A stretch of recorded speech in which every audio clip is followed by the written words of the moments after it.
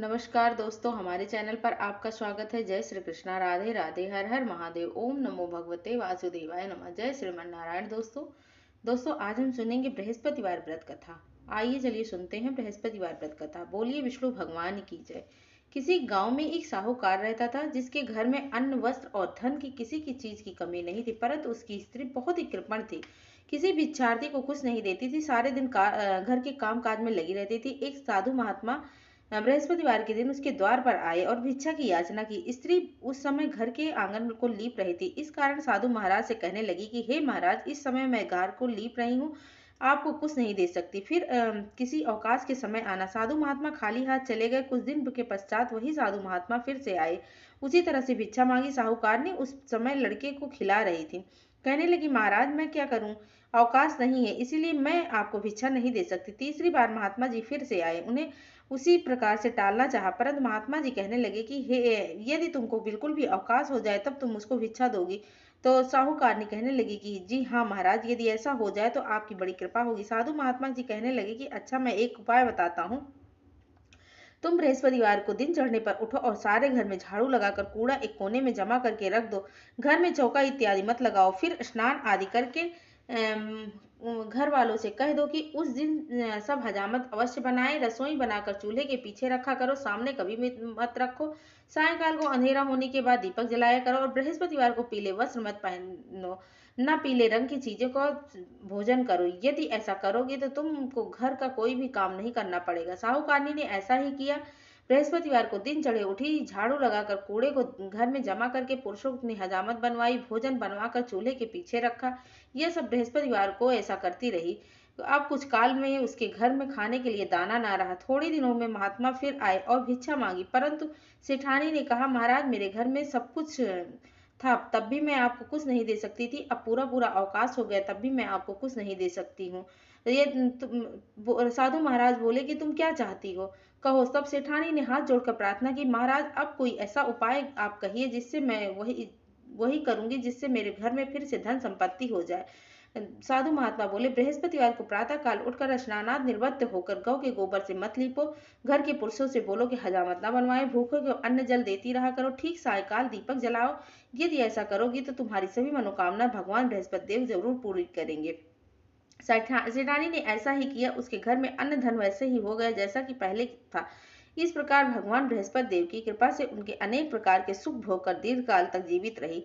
आइए चलिए सुनते हैं बृहस्पतिवार की दूसरी कथा। एक दिन इंद्र बड़े अहंकार से अपने सिंहासन पर बैठे हुए थे और बहुत से देवता, ऋषि, गंधर्व, किन्नर आदि सभा में उपस्थित थे। जिस समय बृहस्पति देव वहां पर आए तो उस सबके सब उनके सम्मान के लिए खड़े हो गए, परंतु इंद्र गर्व के मारे खड़ा न हुआ, यद्यपि वह सदैव उनका आदर किया करता था। बृहस्पति देव अपना अनादर समझते हुए वहां से उठकर चले गए। तब इंद्र को बड़ा शोक हुआ और देखो, मैंने गुरु जी को अनादर कर दिया, मुझसे बड़ी भारी भूल हो गई। गुरु जी के आशीर्वाद से ही मुझको यह सब वैभव मिला है, उनके क्रोध से यह सब नष्ट हो जाएगा, इसीलिए उनके पास जाकर उनसे क्षमा मांगनी चाहिए, जिससे वो उनका क्रोध शांत हो जाए और मेरा कल्याण होवे। ऐसा विचार कर इंद्र उनके साथ उनके स्थान पर गए, जहां बृहस्पति देव ने अपने योग बल से यह जान लिया कि इंद्र क्षमा मांगने आया है, यहाँ आया है, और तब क्रोधवश उसके भेंट न करने के उचित समझकर अंतर्ध्यान हो गए। तब इंद्र ने बृहस्पति जी को घर पर न देखा तो निराश होकर लौट आया।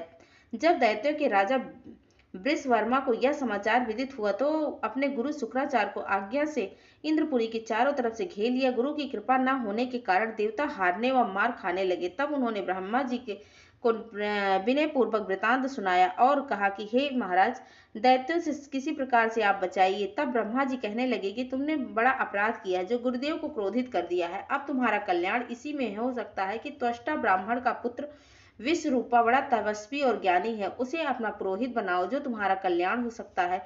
यह वचन सुनते ही इंद्र त्वष्टा के पास गए और बड़े विनीत भाव से त्वष्टा से कहने लगे कि आप हमारे पुरोहित बनिए, जिससे हमारा कल्याण हो। तब त्वष्टा ने उत्तर दिया कि पुरोहित बनने में तपोबल घट जाता है, परंतु तुम बहुत विनती करते हो, इसलिए मेरा पुत्र विश्वरूपा पुरोहित बनकर तुम्हारी रक्षा करेगा। विश्वरूपा ने पिता की आज्ञा से पुरोहित बनकर ऐसा यत्न किया कि हर इच्छा से वृषवर्मा को युद्ध में जीतकर अपने इंद्रासन पर स्थित हुआ। और विश्वरूपा के 3 मुख थे, एक रूप एक मुख से वह सोमपल्ली लता का रस निकाल पीते थे, दूसरे मुख से वह मदिरा पीते थे, तीसरे मुख से अन्नादि भोजन करते थे। इंद्र ने कुछ दिनों उपरांत वहां कहा कि मैं आपकी कृपा से यज्ञ करना चाहता हूँ। जब विश्वरूपा की आज्ञानुसार यज्ञ प्रारंभ हो गया, तब एक दैत्य ने विश्वरूपा से कहा कि तुम्हारी माता दैत्य की कन्या है, इस कारण हमारे कल्याण के लिए निमित्त एक आहुति दैत्य के नाम भी किए कर दो, तब अति उत्तम होगा। विश्वरूपा इस दैत्य का कहा मानकर आहुति देते समय दैत्य नाम से धीरे से लेने लगा। इसी कारण यज्ञ करने से देवताओं का तेज नहीं बढ़ा। इंद्र ने यह वृतांत जानते ही क्रोधित होकर विश्वरूपा के 3 सर काट डाले। मद्यपान करने से भंवरा, सोमपल्ली पीने से कबूतर और अन्न खाने से मुख में तीतर बन गया। विश्वरूपा के मरते ही इंद्र का स्वरूप ब्रह्म हत्या के प्रभाव से बदल गया। देवताओं के 1 वर्ष पश्चात करने पर भी ब्रह्म हत्या का वह पाप न छूटा। सब देवताओं की ने प्रार्थना करने लगी कि ब्रह्मा जी बृहस्पति जी के सहित आए और उस ब्रह्म हत्या के 4 भाग किया, जिनमें से एक भाग पृथ्वी को दिया। इसी कारण कहीं कहीं पृथ्वी ऊंची नीची है और बीज बोने के लायक भी नहीं है। साथ ही ब्रह्मा जी ने यह वरदान दिया कि यहाँ पृथ्वी के में गड्ढा होगा, कुछ समय पाकर स्वयं भर जाएगा। दूसरा वृक्षों को दिया, जिससे उनमें से गोद बनकर बहता है। इस कारण गूगल के अतिरिक्त सब गोंद अशुद्ध समझे जाते हैं। वृक्षों को यह वरदान दिया, इसी कारण स्त्रियां हर महीने रजस्वला होकर पहले दिन चांडालिनी, दूसरे दिन ब्रह्मघातनी, तीसरे दिन धोबिन के समान रहकर चौथे दिन शुद्ध होती हैं, और संतान प्राप्ति का उनको वरदान दिया। चौथा भाग जल को दिया, जिससे फेन और शिवाल आदि जल के ऊपर आ जाते हैं। जल को वरदान मिला कि जिस चीज में डाला जाएगा वह बोझ में बढ़ जाएगा। इस प्रकार इंद्र का ब्रह्म हत्या के पाप से मुक्ति किया। जो मनुष्य इस कथा को पढ़ता है या सुनता है, उसके सभी पाप बृहस्पति देव जी महाराज की कृपा से नष्ट हो जाते हैं। आइए सुनते हैं बृहस्पतिवार की प्राचीन कथा। कहते हैं कि किसी समय एक नगर में एक बहुत ही बड़ा व्यापारी रहता था।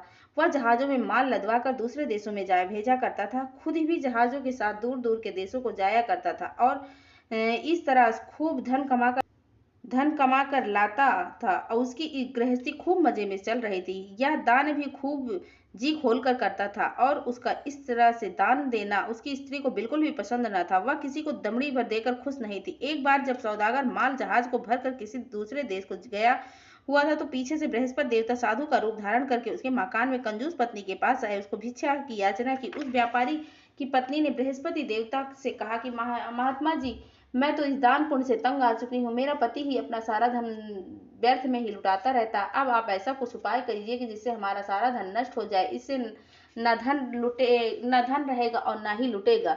मुझे दुख होगा।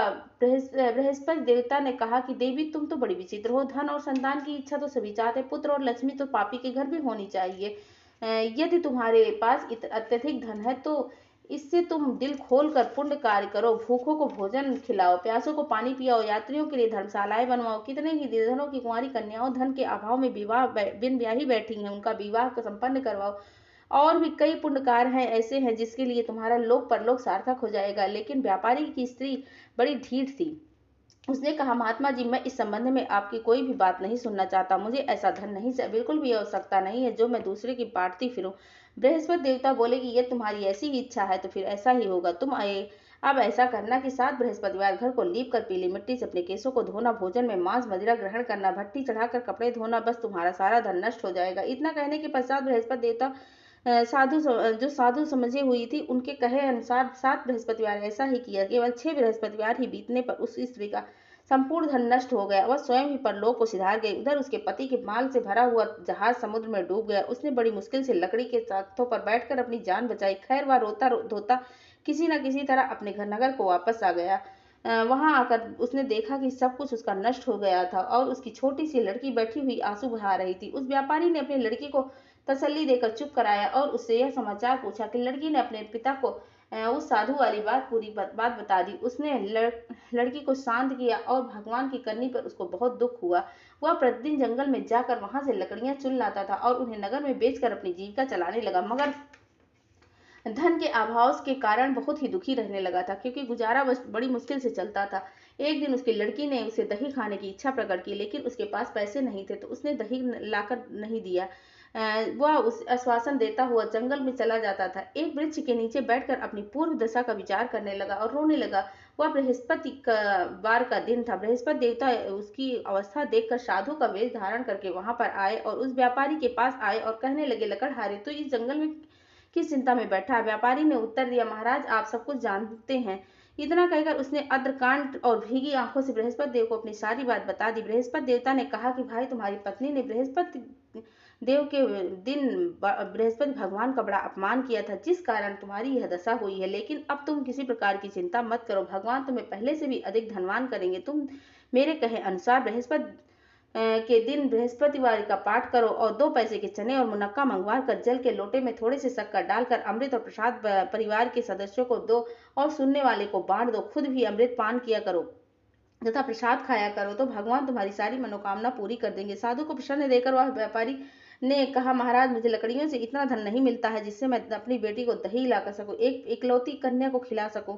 उसको घर में हर रोज झूठे आश्वासन देकर टाल देता हूँ और इसीलिए मैं इस समय व्याकुल होकर बैठा हूँ। बृहस्पति देवता ने कहा, भक्तजन तुम चिंता मत करो। बृहस्पति के दिन तुम शहर में लकड़ियां बेचने के लिए जाना, तुमको उस दिन अपनी कन्या को खिलाना और दही लेकर आना और खिलाना। 2 पैसे का मुनक्का और चने लेकर बृहस्पति देवता की कथा करना, जल में जरा सी भी शक्कर डालकर अमृत बनाना और कथा का प्रसाद सब में बांट देना, खुद भी खाना और दूसरों को भी मनोरथ को सिद्ध हो जाएगा। इतना कहकर बृहस्पति देवता अंतर्ध्यान हो गए। धीरे धीरे बृहस्पतिवार का दिन आया, नजदीक आया। व्यापारी ने जंगल में लकड़ियां इकट्ठी की और शहर में बेचने के लिए चला गया।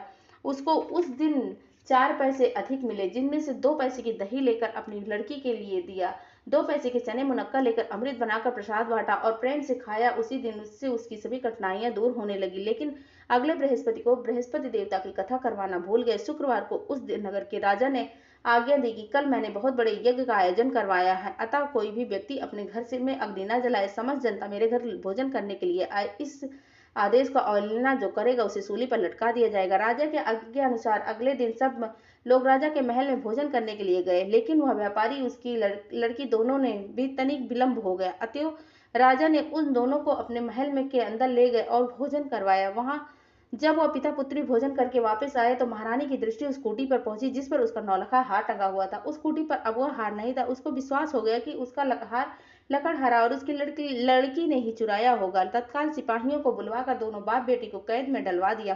कैद खाने में पड़कर दोनों बाप बेटी अत्यंत दुखी हो गए। वहां उन्होंने बृहस्पति देवता का स्मरण किया। चुनाचे बृहस्पति देवता वहां पर प्रकट हुए और कहने लगे, भक्तराज तुम पिछले सप्ताह बृहस्पतिवार का कथा करना भूल गए, इसीलिए तुम्हारा यह हाल हुआ है। अब तुम किसी प्रकार की चिंता मत करो। बृहस्पतिवार के दिन कैद खाने के दरवाजे पर 2 पैसे पड़े मिलेंगे, तुम उस पैसे से मुनक्का और चने मंगवा लेना। फिर विधि पूर्वक बृहस्पति देवता का पूजन करना करवाना, सब फिर तुम्हारे सब दुख दूर हो जाएंगे। और जब बृहस्पतिवार का दिन आया तो व्यापारी को जेल के मुख्य द्वार पर 2 पैसे पड़े मिले। सड़क पर एक स्त्री जा रही थी। वह व्यापारी ने उससे कहा कि बाजार से उसके लिए 2 पैसे के चने और मुनक्का ला दे ताकि वह बृहस्पतिवार देवता की कथा कर सके। औरत ने कहा, मैं अपनी बहू के लिए कपड़े सिलवाने जा रही, अतः मैं तुम्हारे बृहस्पति देवता को क्या जानूं। कहकर वह औरत चली गई।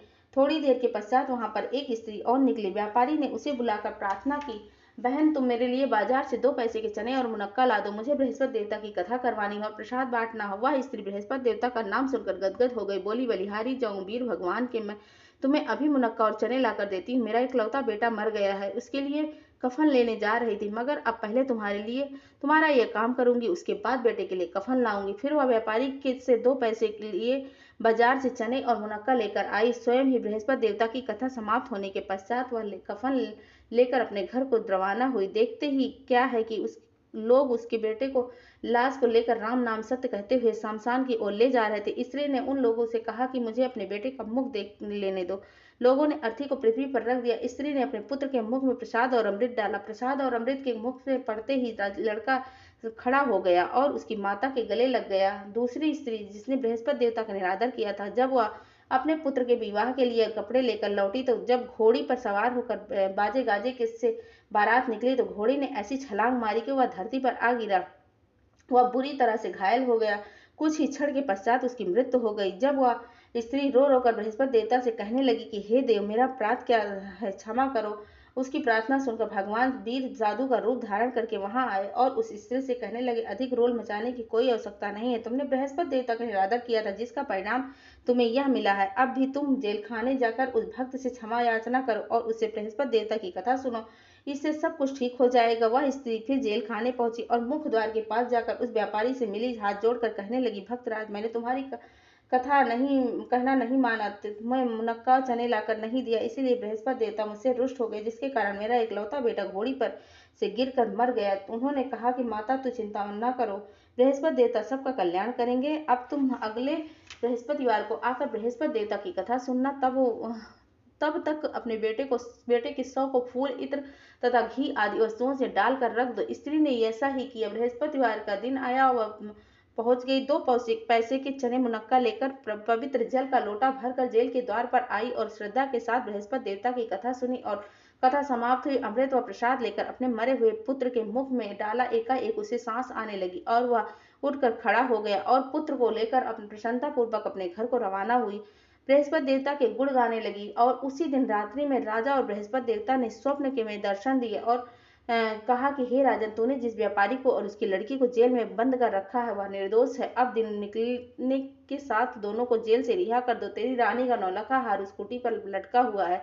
दिन निकला तो रानी ने अपना हार खूंटी पर लटका हुआ देखा। राजा ने उस व्यापारी और लड़की को दोनों को रिहा करके वस्त्र धारण करवाकर अपराध के लिए क्षमा याचना की और उनको अपना आधा राजपाट देकर उसकी पुत्री का उच्च कुल में विवाह संपन्न करवाकर दहेज में अनमोल हीरे व जवाहरात दिए। बृहस्पति देवता ऐसे ही हैं, जैसी मनोकामना होती है वैसे ही पूर्ण करते हैं। जो कोई श्रद्धा व प्रेम से भक्ति बृहस्पति देवता की कथा पढ़ेगा व दूसरों को भी पढ़कर सुनाएगा, उसकी सभी मनोकामना पूर्ण होगी। ओम नमो भगवते वासुदेवाय नमः। जय श्रीमन नारायण।